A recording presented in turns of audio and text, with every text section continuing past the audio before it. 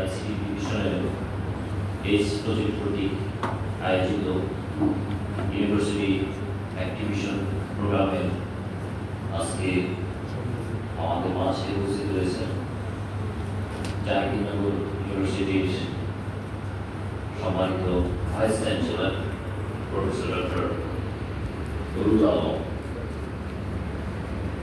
উপস্থিত রয়েছেন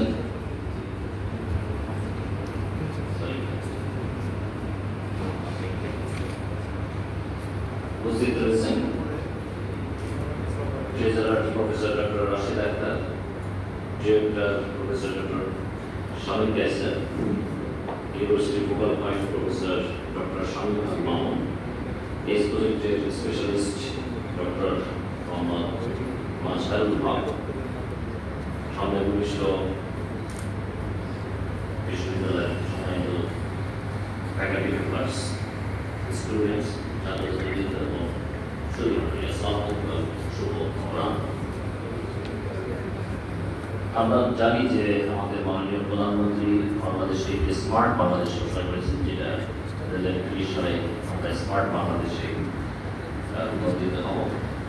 সেজন্য আমাদের সবচেয়ে প্রয়োজন হচ্ছে এই স্মার্ট বাংলাদেশের যে 4টি পিলার, সেটা আপনারা জানেন যে 4টি pillar: smart citizen, smart economy, smart government এবং স্মার্ট সোসাইটি।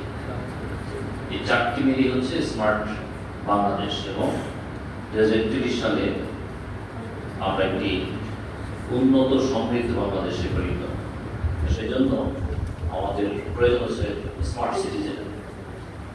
স্মার্ট সিটিজেনের অত্যন্ত গুরুত্বপূর্ণ দুটি বৈশিষ্ট্য, এই দুটিকে আমরা যদি মেজর বৈশিষ্ট্য বলি, তাহলে 1 নম্বর হচ্ছে যে প্রত্যেক স্মার্ট সিটিজেন হতে হবে দক্ষতার সাথে তার আর একটা গুণ থাকবে মানবিকতা। কারণ আমরা তো আসলে মেশিন নই। একটা রোবট যেমন শুধুমাত্র সে এক্সপার্ট হয় বা সে দক্ষ হয়, স্কিল হয়, কিন্তু তার মধ্যে মানবিক গুণাবলী থাকে না। কিন্তু মানুষ হতে হবে দক্ষতার সাথে সাথে মানবিক গুণাবলী, তাহলেই হবে আমরা এই স্মার্ট সিটিজেন।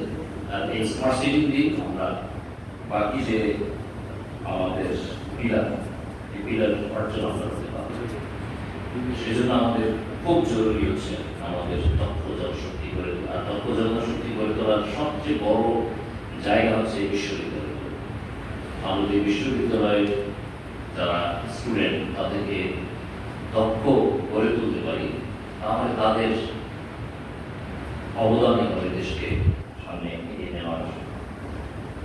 আমরা সেই জন্যই আমাদের এই প্রজেক্টের মাধ্যমে আমরা বিভিন্ন বিশ্ববিদ্যালয়ে এই ধরনের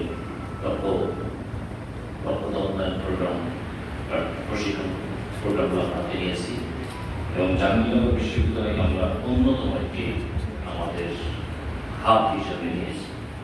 আপনারা ইতিমধ্যে জানেন যে এখানে ডিআইসিটিও যেমন আমরা এখানে বিশ্ববিদ্যালয়ের সাথে আমরা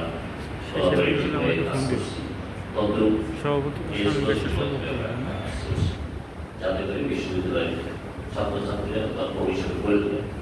আর আমরা আমাদের আসলে সবচেয়ে বড় যেটা আমরা দেখি, যে আপনারা জানেন যে আমি একটা উদাহরণ বুঝতে পারবেন যে আমাদের যে পদ্মা সেতু রয়েছে, এই পদ্মা সেতুতে বিপুল সংখ্যক ওয়েল্ডার প্রয়োজন ছিল।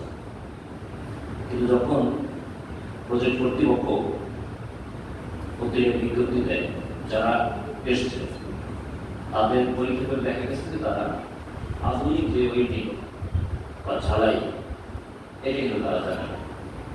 ফলে তারা তাদেরকে বাধ্য হয়ে এটা প্রজেক্টের যে নিয়ম, যেই কোয়ালিফিকেশন থাকা উচিত সেই কোয়ালিফিকেশন আদায় করতে তাদের নিয়ম দেওয়া সম্ভব না।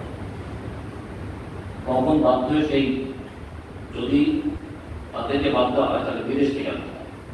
আর বিদেশ থেকে আনা মানে আমাদের বিশাল একটা বৈদেশিক মুদ্রা বাইরে চলে যাবে। সেই জন্য পদ্মা সেতু কর্তৃপক্ষ তখন এই বাংলাদেশে যারা অদক্ষ ছিল তাদেরকে প্রশিক্ষণ দিয়ে দক্ষ করে তারপর তাদেরকে নিয়োগ করে দিয়েছে। আমাদের সমস্যা হচ্ছে যে আমরা কিন্তু প্রচুর শিক্ষা প্রতিষ্ঠান আছে, টেকনিক্যাল ইনস্টিটিউশনগুলো আছে, কিন্তু আধুনিক দক্ষতা গড়ে তোলার প্রক্রিয়া কিন্তু তারা নিতে পারছে না। আগে আমি এটা